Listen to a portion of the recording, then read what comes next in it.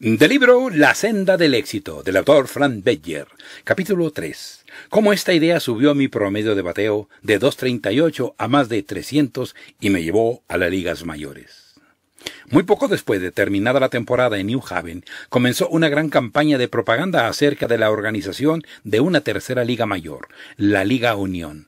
Sam Kennedy, el primera base estrella de New Haven cuando yo jugué con ellos, fue nombrado manager del equipo de Baltimore. Vino a verme a Filadelfia, me mostró una lista de muchos jugadores de la Liga Nacional y Americana que habían firmado para jugar en la nueva liga. Me hizo una oferta demasiado buena para rechazarla. Me dijo: Frank, esto te convierte en un jugador de ligas mayores.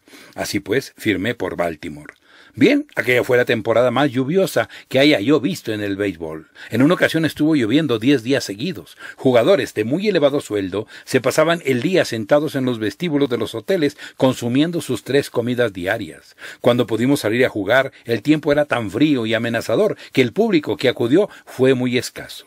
Como resultado final vino la quiebra. Después de jugar un partido doble el 4 de julio, Día de la Independencia, la nueva liga arrojó la esponja y se desbandó. Todos los jugadores que habían desertado del béisbol organizado fueron puestos en la lista negra por espacio de un año. Por lo tanto, el resto de la temporada la pasé jugando con el equipo de Hazleton, Pensilvania, perteneciente a la proscrita Liga Atlántica. Al año siguiente, al rehabilitárseme, fui enviado a Greenville, Carolina del Sur, que en aquella época era la liga de clase más baja en todo el béisbol organizado. Pero este hecho se convirtió en mí en una bendición inesperada. Greenville me gustó y la gente me trataba como a un rey, incluso antes de que acertara yo a comenzar a dar batazos. Y un día Tommy Staus, nuestro manager, me dijo: Frank, si supieras batear, las ligas mayores se te disputarían. ¿Hay alguna forma en que pueda aprender a hacerlo?, repliqué. Pon ese entusiasmo que guardas para otras cosas y lo aprenderás, afirmó Tommy. Creí que bromeaba. Pero ¿cómo puedo poner entusiasmo en el bateo? Le dije: toda tu dificultad está en que tu sincronización es deficiente, me dijo Tommy. Puedes perfeccionarla si cada mañana vas al terreno de juego y bateas 300 lanzamientos. Para esto hace falta entusiasmo, ¿no te parece? Nunca se me hubiese ocurrido cómo poner entusiasmo en el bateo, pero en ese momento me sentí tan excitado por la idea que procuré conseguir que unos pocos jugadores más del equipo lo intentaran conmigo. Me dijeron que estaba loco. Afirmaron que nadie del norte podría aguantar mañana y tarde al ardiente sol del sur. Pero mi compañero de cuarto, Ivy Wingo, el Rojos, un joven receptor de pelo color ladrillo y el rostro cubierto de pecas, procedente de Waycross, Georgia, me dijo que estaba dispuesto a intentarlo. Descubrimos a unos cuantos muchachos muy bien dispuestos a ganarse unas pocas monedas y por la mañana temprano, antes de que el sol calentara demasiado, fuimos al campo de juego. Rojos y yo bateamos 300 lanzamientos cada uno y nos divertimos mucho al hacerlo. Cuando Rojos y yo iniciamos este entrenamiento secreto, mi promedio de bateo era de 238, con 5 hits por cada 21 veces al bat. La diferencia no fue sino de un hit más cada 20 veces, pero al recabar la temporada esa pequeña diferencia había hecho subir mi promedio de bateo a 300, siendo el bateador que más hits había acertado en toda la Liga de Carolina. Y una mañana desperté en un tren rumbo a la ciudad de Nueva York para unirme a los Cardenales de San Luis. A la hora de haber llegado a Nueva York para unirme a los Cardenales en el famoso Polo Grounds, ocurrió algo asombroso, algo al estilo del "aunque usted no lo crea", un suceso que nunca antes se había registrado en la historia de las ligas mayores. En el vestidor conocí al manager del club, Roger Bresnahan, que me presentó a un par más de jugadores. Casi todos los demás estaban ya en el terreno de juego practicando, de manera que cuando salía afuera ni tan siquiera sabían quién era yo. Pero en cuanto comenzó el partido, estaba yo sentado en la banca vistiendo el uniforme de los Cardenales y codeándome con los grandes jugadores de los que tantas cosas había estado leyendo por espacio de años. Era como un sueño hecho realidad. Me sentía flotando en el aire. En las graderías se apiñaba la multitud más grande que yo nunca había visto, en un día perfecto para jugar al béisbol. No me sentía nada nervioso. Ese día no iba a jugar, eso creía yo. Todo lo que tenía que hacer era permanecer sentado y disfrutar el partido. Y además, me pagaban para eso. Christy Mathewson era el lanzador de los Gigantes, el inmortal Mathewson, gran señor del lanzamiento desvanecido, probablemente el más grande de los lanzadores de béisbol. Detrás de la placa del home estaba Hank O'Day, célebre árbitro, señalando las bolas malas y los lanzamientos buenos. Gran jefe Myers, el indio, era el receptor, y también estaba John Maxie McGraw, célebre manager de los Gigantes, yendo y viniendo de un lado para el otro frente a la banca de este equipo. Todos ellos eran exactamente iguales a como los había yo visto en las fotografías que durante años y más años había yo admirado. Miller Huggins, capitán y segunda base de los Cardenales, tomó su turno al bat. Higgins no estaba ante nada, pero justo antes de que comenzara el partido, Mathewson había tenido una conversación con Hank O'Day, el árbitro. Matty le había mostrado a Hank un recorte que había sacado del periódico de la mañana, un retrato de Huggins y un artículo en el que se decía que en lo que iba de temporada había marcado más carreras que ningún otro jugador de las ligas mayores.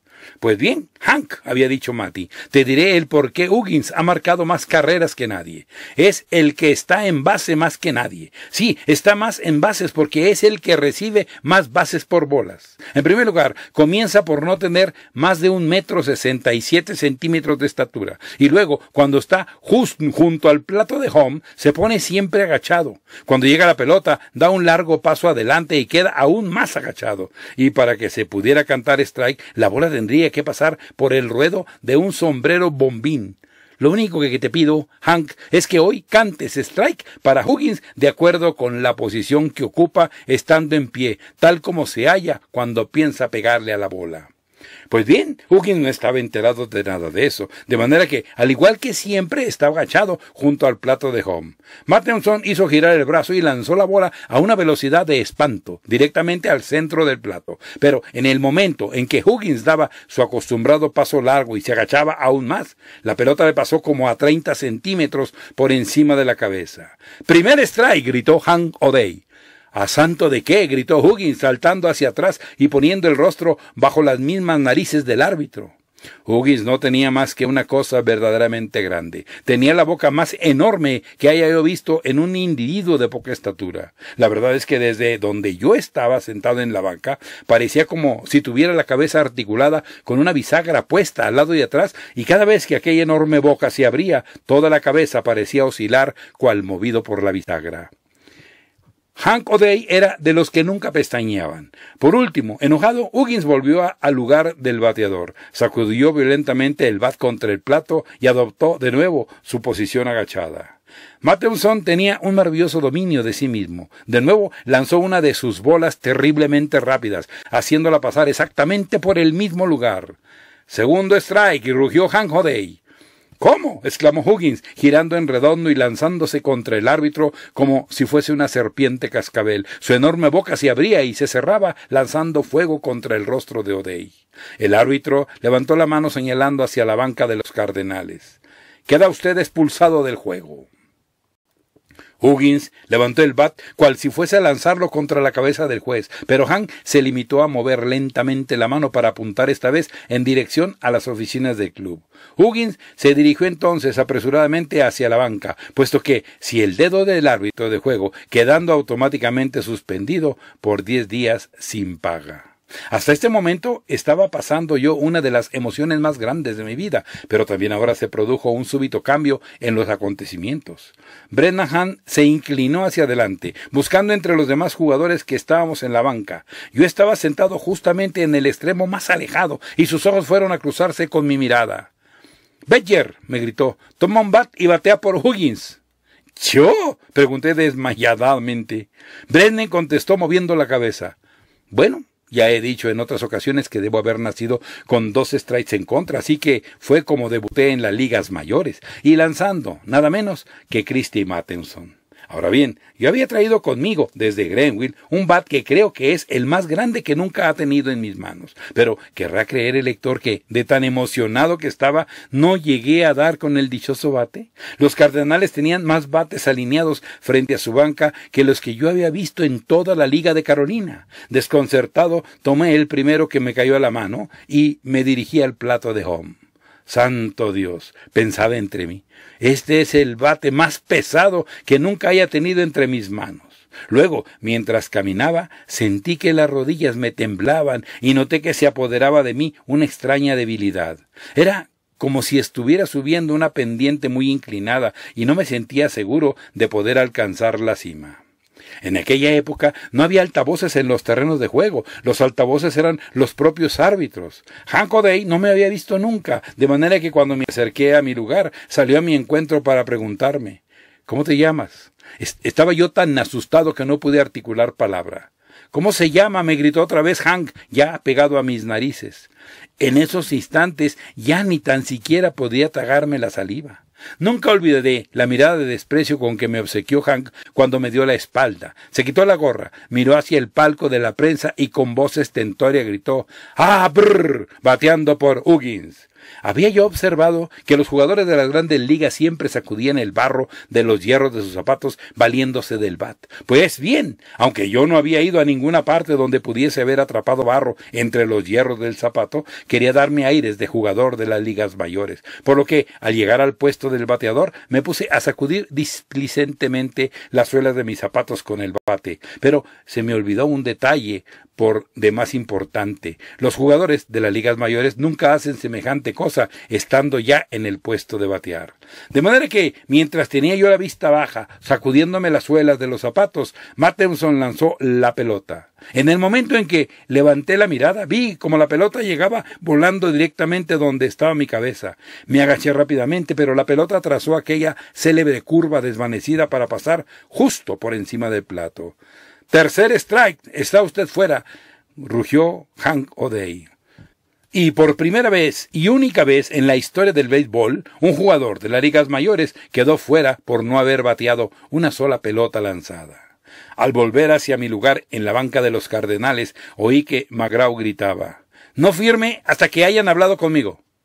Los jugadores que estaban sentados se desternillaban de risa. Un par de ellos se revolcaban incluso en el césped. Brennan estaba de pie junto al aparato distribuidor de agua fresca, con un pie en el escalón más alto del cobertizo de los jugadores.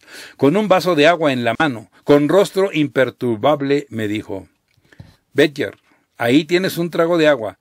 Te lo he preparado incluso antes de que fueras a batear».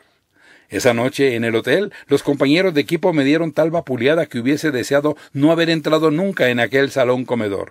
Pero después de cenar, sucedió algo sorprendente. Miller Huggins me llevó aparte, a un rincón del vestíbulo, y me dijo, «¿Quién es tu compañero de cuarto, Badger?» Le dije que no lo sabía. Todavía no me habían asignado habitación. «¿Querrás estar conmigo?», me preguntó.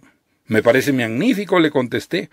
Hugh se dirigió hacia el mostrador de la administración y a los pocos instantes volvió, me tendió una llave y me dijo, «Ve a buscar tu maleta y súbela».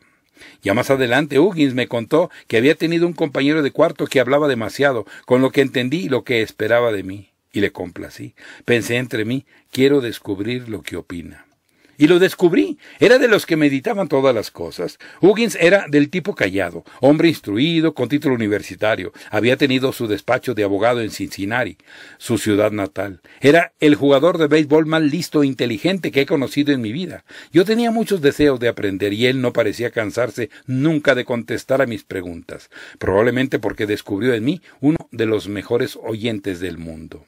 Así pues, lo que yo creía que era lo peor que podía sucederle a un novato, resultó ser, a fin de cuentas, un golpe de suerte. La verdad es que resultó ser una de las más dichosas oportunidades que se me hayan presentado en la vida. El lector me entenderá cuando vuelva a hablar de ello un poco más adelante. Quizá el lector se haya sentido intrigado pensando qué se habría hecho de mi compañero de cuarto de Greenville, Ivy Rojos Wingo. Rojos no tenía más que 18 años, un pelo rojo, ladrillo brillante y 1,000,000 de pecas, además de una risa contagiosa y una idea por demás exagerada de mis posibilidades como jugador de béisbol. A menudo hubiese deseado ser solamente la mitad de lo bueno de lo que Rojos creía. Mientras estuve en Greenville, me seguía por todas partes a donde iba, cual si yo fuese una especie de héroe. Esto me resultó agradable durante cierto tiempo, puesto que era algo muy halagador, pero por último acabé sintiéndome molesto y procuraba esquivarle.